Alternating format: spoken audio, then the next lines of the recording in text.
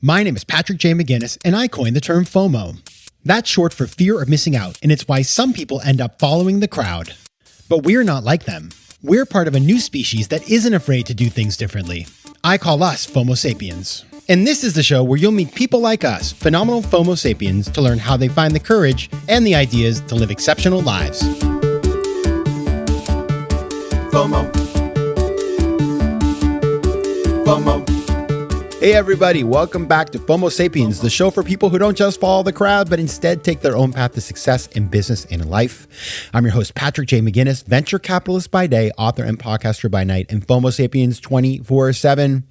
Now today, the theme of this season, as you well know, is how to crush it without getting crushed.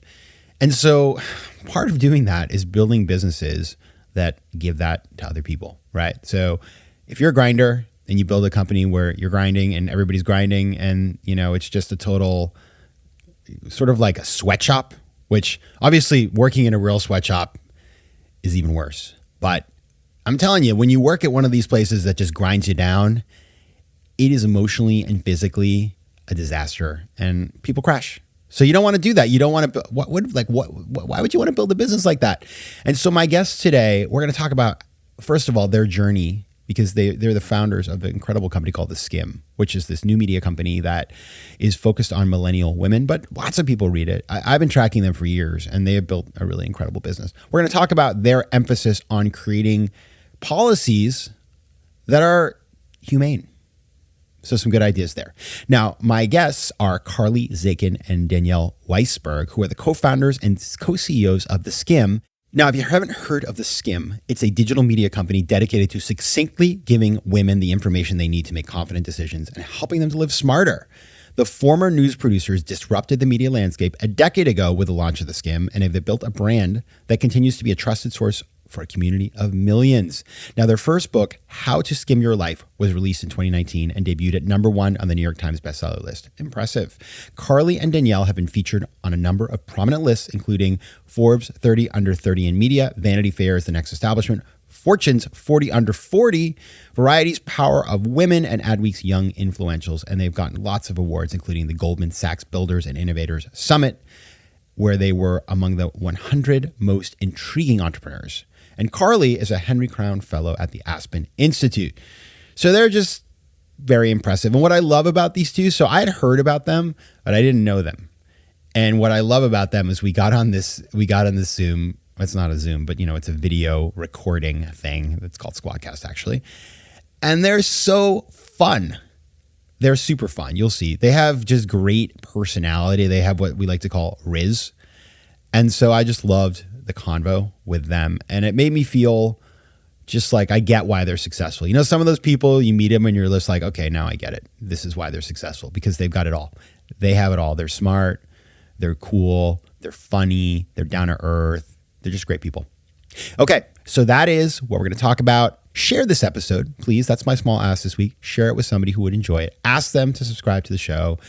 I would really love to get this in the hands of somebody who's going to dig this episode. Maybe somebody who loves theSkimm. I'm sure you know somebody. They've got like a ton of followers. Send it to them.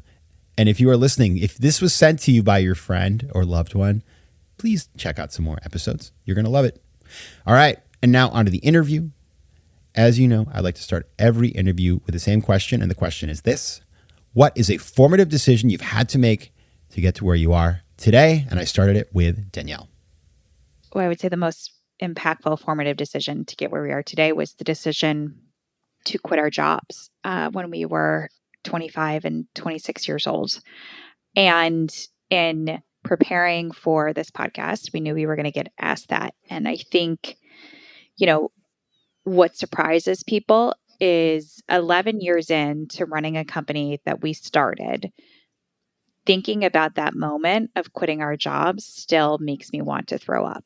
I think it was still the one of the hardest things that I've done. And I think there's a lot in that. We had grown up news geeks, Carly and I. We loved being in the news business. And, it's a hard business to get into. You have to do all of the quote unquote right things. You've got to work hard in school, go to a school that allows you to kind of get the foot in the door for an internship, work really hard at that internship. I worked in breaking news, so it was crazy hours. And you get there, and Carly and I both experienced this as being products of graduating college and in like the Great Recession. So we graduated in 2008, which was like this weird thing that if you were in these more like traditional paths, right, like banking or law, a lot of our friends that were doing that got laid off very quickly. The great thing about being in media, especially when there's a downturn, is that you don't get paid a lot, period. So you're very cheap labor. Not a lot to lose. Yeah, not a lot to lose. Like no benefits, very cheap labor. And we were very much, eager to learn. And so in 2008, between 2008 and 2012, when we were working for NBC News, we soaked up everything that we could.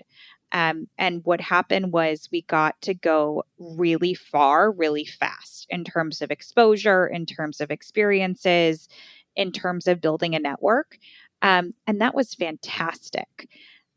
I think it is, I credit that experience with giving me professionalism, giving me the tools that I needed to understand my trade as journalists, and also I think exposure to the challenges in the industry. And that's really, what we saw. So we were roommates in a very small apartment in New York, and we would come home to each other every day. And I think as roommates who were working, for the same company in different parts of news, we would see the same things, which was an industry that was being forced to change because of digital trends, and also an industry that really tended to attract older people and older viewers. And so here we were, like, being very out of place, being 20 somethings who were obsessed with news, loved kind of like this old school vibe of starting your day, reading a paper, watching 60 Minutes, watching Meet the Press, and realizing that our friends didn't do that. And it wasn't because they weren't interested. It wasn't because they didn't care. It was because I think all of us, it's quaint when we think about it that we thought like 2012 was kind of like the heyday of so much information. You get up and your feed is overloaded. And now that seems like it was like cute that we thought that. But we felt like what was missing was a focus on our demographic that we are part of, which is women who are leading in so many different ways. They've stepped into even more power than when we started 11 years ago, and they didn't have a source of information that they trusted or that fit into their routines. And we were like, well, they're an advertiser's dream. They're controlling householding, purchasing decisions and spending decisions. And there's nothing out there. Like, that just doesn't make sense. So I think we saw the void in the market. We saw an opportunity. We had enough of the right training, and I think we were at the perfect age. And I say that because I don't think there's ever a right time to start something. I say it because we didn't know how hard it would be. And I think when you're in your mid-20s, you kind of have that mix of like bravado and naivete to be like, well, it'll be hard, but I'll take it on. I can do it. And we also only had to take care of ourselves. We didn't have families. We needed to pay our rent. We needed to, sustain ourselves. But it was, I think we knew there would never be a time where it got easier. So the most formative decision that we made to get us here today was quitting our jobs that we had worked so hard to get and taking this huge leap to start something from our living room couch. Yeah, and you kind of had that sweet spot because as I think about, the entrepreneurial journey, you had experience that was relevant, which by the way, everybody, people poo-poo that a little bit, but it's like you've worked in a place where excellence is demanded and you know what that looks like. You had a business partner, which is huge, and you knew that you could spend crazy amounts of time together without It's really having about me. Thank you for bringing that up. and we'll get I to was you in going a to say, second. like, did Thank we you. know that? Well, no, Thank you so much. I mean, I see we're the done smile here, on yes. your face. And then you have this big opportunity, and then you have the kind of like the trade-off that one has to make, or the opportunity cost it's affordable at that point in your life. And so it's a great point in which to do something. FOMO. Carly, I have spent my summer, I will admit this, rewatching The Newsroom. Oh my that gosh, show, of which course. by the way, everybody, and it's crazy. I've been posting about it. Like Allison Pill's been looking at my Instagram stories, which I'm feeling really good about. Maggie Jordan. Sure. Yeah. Season 2 had that unfortunate haircut, but she came back in season 3 with better hair. I don't know if I got past season 2, but I don't think I got past know season 2 either. Project Genoa. It's a morass. There's a lot of people probably didn't make it through.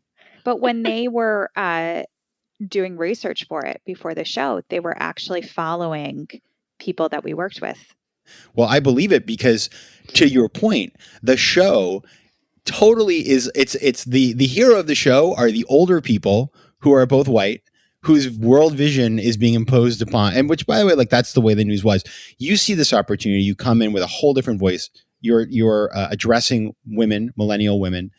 That was 2012, 2013, back when that show was made, right? So now, like 10 years later, the world is completely different. And like, I'm curious, like, how have you evolved your model to meet the needs? Because you have the interesting dynamic. I was thinking about this morning. It's like you have your existing customer, the one who started with you, who is aged and is in a different place in her life. Yep. But then you also like have a totally new generation who's totally different. Like, how do you even address them, or you just stick to your core? I'm sure you do. Like, how's it all played on, Carly, since you guys launched this business, at the inception? It's a great question. So I think in a few ways, I think one, quite honestly, like and I say we, like Danielle and I, like we and the company have grown up with that initial audience. We entered life stages with her. We're entering life stages with her. So very organically, a lot of what theSkimm has taken on speaks, once again to kind of how we started, like knowing what our friends needed and knowing that we could fix it. And so it's why we expanded into personal finance. It's why we expanded into health. It's why we're taking on more and more around your family and purchasing decisions, because the things that are on our minds have changed and continue to evolve and will continue to do so. So we're very proud of the fact that like we have grown up with this audience. We also get asked a lot, why this audience? My husband reads theSkimm, or my older sister reads theSkimm, or my younger sister reads theSkimm, and why not them? And we always like laugh because we're like, this should be the question actually for every single business out there today. This has nothing to do with theSkimm. This demographic of women, of millennial women, are the single most important demographic to our economy. She is earning the paycheck. She controls 95% of all household spending. She's influencing over $3.7 trillion annually. Like, she is the most important customer anyone could be reaching, no matter what they do. So from a business sense, that is why we have followed her. But to your point, there is a new generation. And when we, when we graduated college, like the thing that you got or did to feel like an adult at the time was you got like a subscription to the Journal or to the Times or whatever it was. And today, obviously, like, it's not the same thing, same routine. And what we routinely hear is that theSkimm is like the must-have, must-stop for when you enter into kind of that adulthood phase. And that is, so wonderful for us to hear, and incredibly gratifying, but also I think really speaks to like, we help this generation of women make decisions in her life And as you age into what those decisions might be, like theSkimm is for you. And that's really exciting to have a new generation with us. How do you make sure? I mean, the thing that you see is you founders who start a company, they know the customer because they are the customer. And then 10 years later, it's not that you want to become irrelevant or not know how to talk to new customers, but you live in your world and you are your person. How do you keep yourself from becoming like, I hate to, a dinosaur, as it were, because I notice this with a lot of people I know. You live in a community with certain people, blah, blah, blah, blah, blah. And all of a sudden your worldview is shaped by the context you have and the media you consume. And even though you're not trying to, you just sort of lose connection. And then organizations make policies or do things that like alienate the other folks that could be potential customers. So like, how do you avoid that? I don't think there's an easy answer. I think it's a few different things. The first is one of the biggest things that we did when we started the company was make the decision that, theSkimm's voice, which is a huge driver to our audience and our stickiness, was not Carly's voice. It was my voice. It was, a persona, a brand ethos that we created together. And that brand has evolved over time. And it's really important that we continue to bring people in who add and evolve that voice. And I think that took a lot of maturity on our part. I think our view on it really changed. I think in the beginning it was like scary, and now it's a necessity to have people who are coming in to drive change, to make sure that there is relevancy and resonance with audiences. And part of that is how we sound, and the other part is what we talk about. And I think what we talk about has definitely evolved and aged accordingly as the pressures that our audience faces has grown. And I think that's where Carly and I stay with the like key consumer that we started with. Like that is where we are. We are kind of like mapping that journey.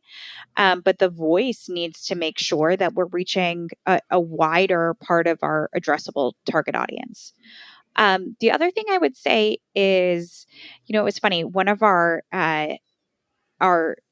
early investors is someone who, Alan Patrikoff at Greycroft. And I think Carly and I talk a lot about he's definitely wiser and older. And he is also a frequent first adopter of trying things that are out there, of being the first to call someone and say, like, have you heard about this? What do you think?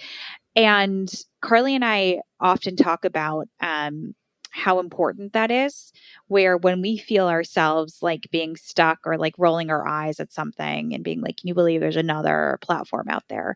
That is not really the way that you grow as entrepreneurs. And so I think we've had role models who the reason why they've created such like venerable reputations and careers is because they are the ones to always have this hunger and curiosity about new things instead of kind of shying away from it and staying in place. I love that you mentioned Alan Patrikoff. Yeah. Because the cool thing for folks who don't know him, you can look him up. He's 88 years old. You can still see him at all the tech events, speaking on panels. He's like on top of he probably is like coding his own Gen AI bot right now. Well, not only that, like he ran the New York City Marathon last year. I just had breakfast with him and he was like, I'm not going to go to Burning Man this year, I think. Wow. And I was like, same, yes. Yeah. It's amazing. And it's all, I totally agree with what Danielle just said. It's, he keeps himself young. He keeps himself kind of where the pulse of things are. FOMO. I was on your Instagram this morning, which everybody should go check out at theSkimm. And you're talking on your Instagram about your, theSkimm's childcare benefits and sort of how you provide relevant benefits for the folks that work for your organization.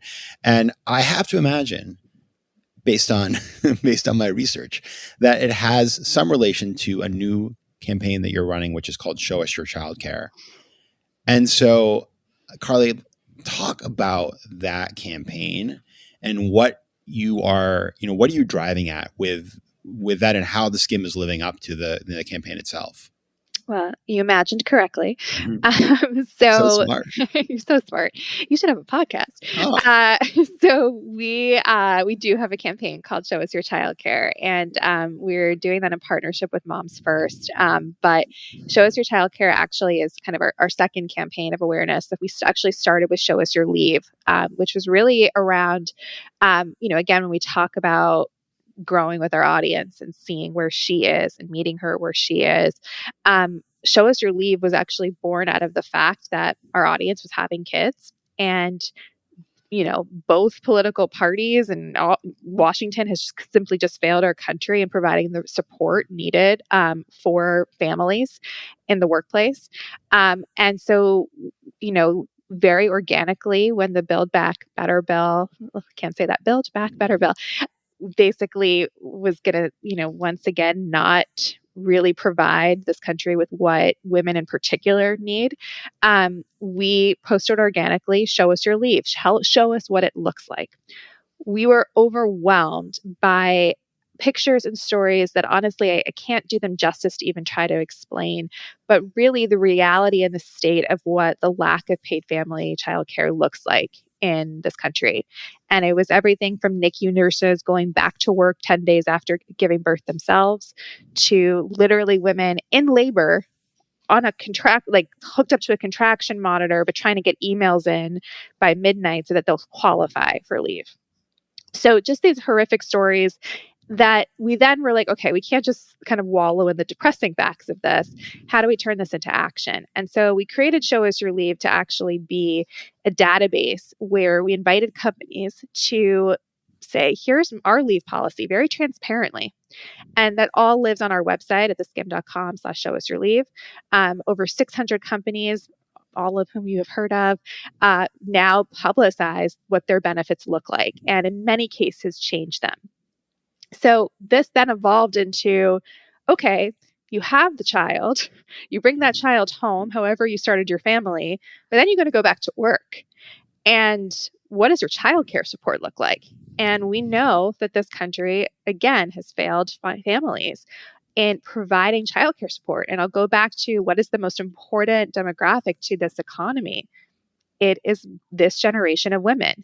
We cannot afford for her not to stay in the workforce.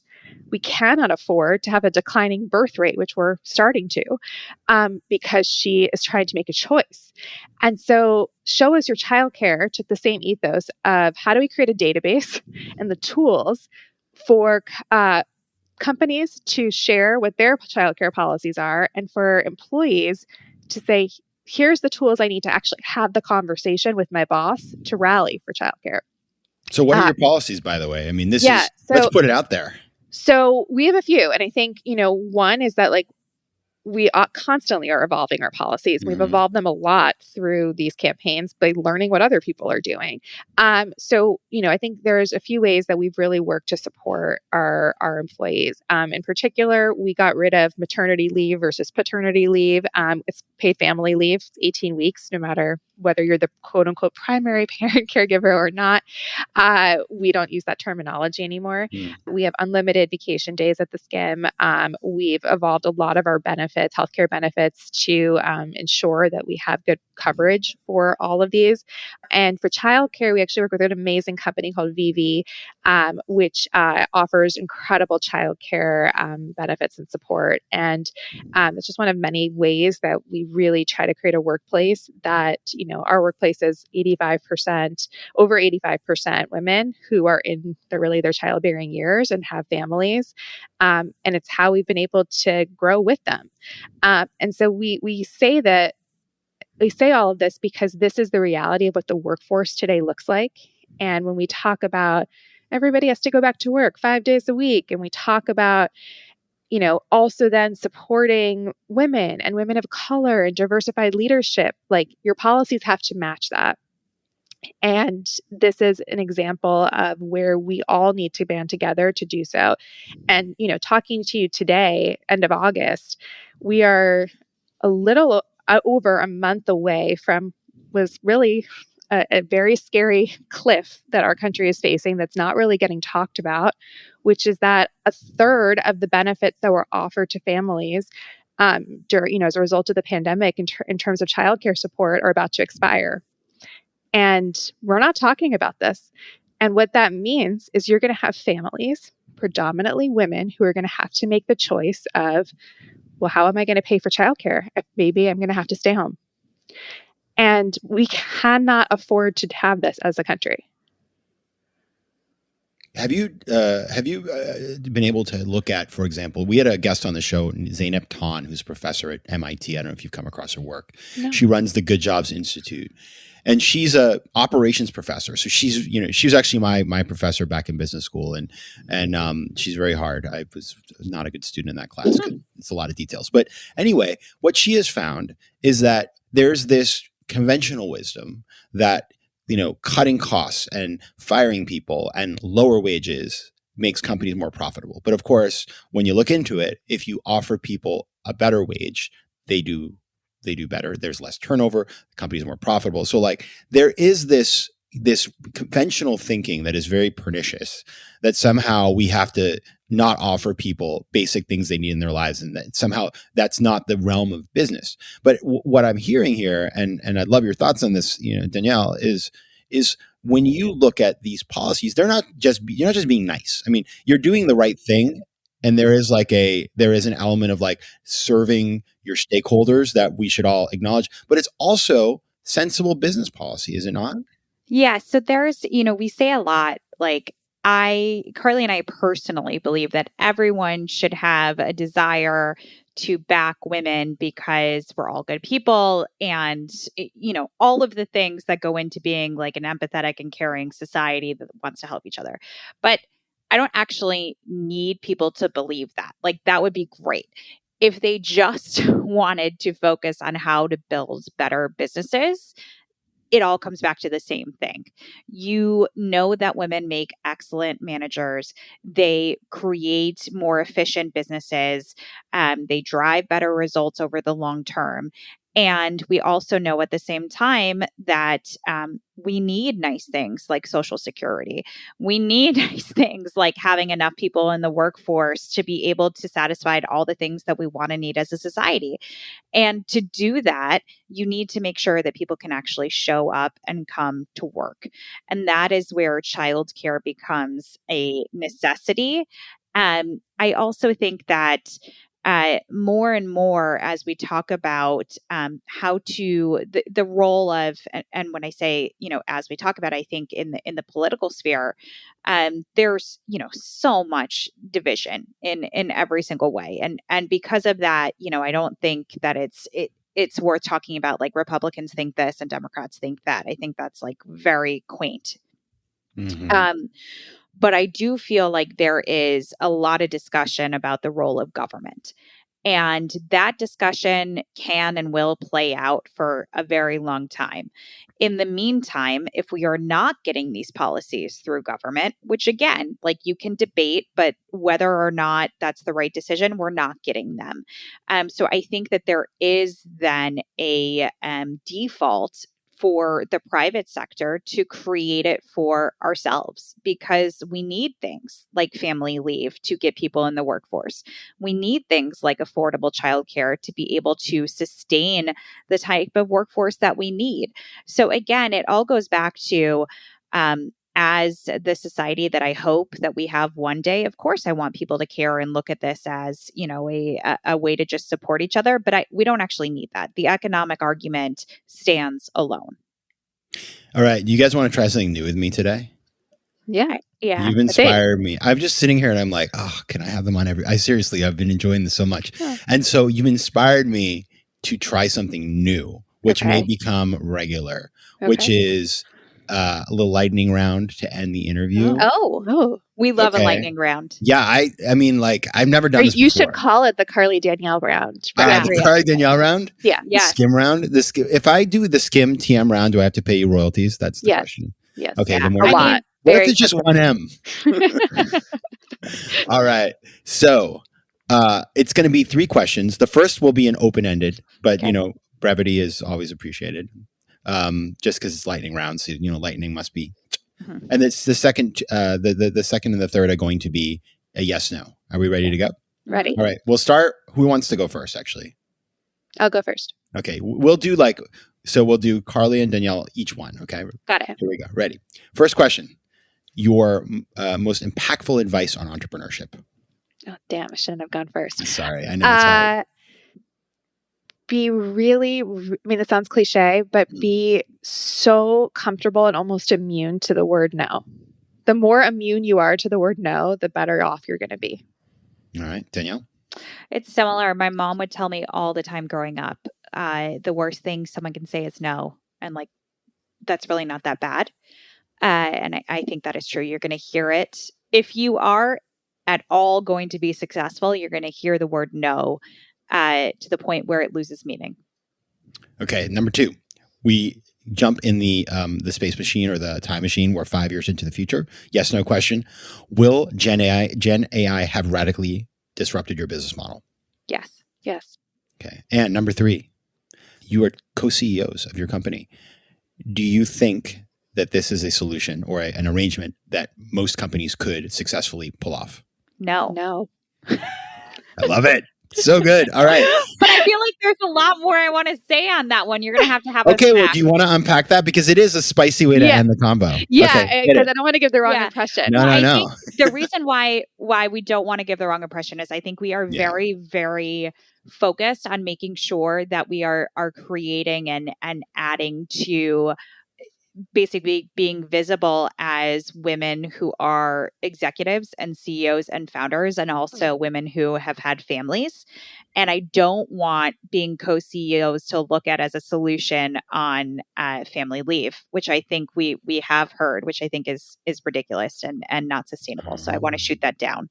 Carly, you want to talk about the other? Sure. The other part is that we actually really like each other. Yeah. No, but I think we get asked all the time, like, I want to start a business with my friend. And I'm like, not a good idea. Like, if you look at every example out there, it never ends well for whatever reason. And for a lot of work, like it really works for us. And we know we have like a magic to how we work together and how we've created this company, but it's not something that I think is easily replicable. And I think we're really aware of that. And so while it really works for us and it really works for theSkimm, and I think we're the exception to many rules, I think it is really hard to replicate. And, our best advice is like what a lawyer once said to us in 2012 before we started. Sit down, have a bottle of wine together, and talk about every horrible thing you think could happen between the two of you. And we did. And here we are. Yeah. Have the convo when the stakes are low. Yeah. It's like if Eduardo and Mark had the convo about their ownership before, but like then all the Mark's like wiping out Eduardo and it was nasty. I mean, then we wouldn't even have a good movie. We wouldn't even have the Winklevi had they I all was going to say that. Yeah. No. Well, there'll be some other things. They'd just be anonymous crypto dudes anonymous crypto twins. We would just be like, who are those crypto twins? All right. So if you want to learn more about theSkimm, you go to theskimm.com. You can learn more about and follow Carly and Danielle at Carly and Danielle, and you can listen to them on their podcast, which is excellent, 9 to 5-ish. Carly Zakin and Danielle Weisberg, co-founders and co-CEOs of theSkimm. Thank you so much for being here. Thank you so much. Thanks for having us. FOMO. If you like today's show, please be sure to rate it and recommend it to your friends. And as always, you can find me on Instagram at Patrick J. McGinnis, on Twitter at PJ McGinnis, and on the web at FOMOSapiens.com or PatrickMcGinnis.com, where you can get all kinds of free resources to live a more decisive and entrepreneurial life. FOMO Sapiens is recorded in New York City. Theme music is by Mike McGinnis, and editing and post-production is by Josh Elstrom. If you like today's show, please be sure to rate it and recommend it to your friends. And as always, you can find me at FOMOSapiens.com and at PatrickMcGinnis.com. To advertise on FOMO Sapiens, reach out to contact@FOMOSapiens.com. FOMO.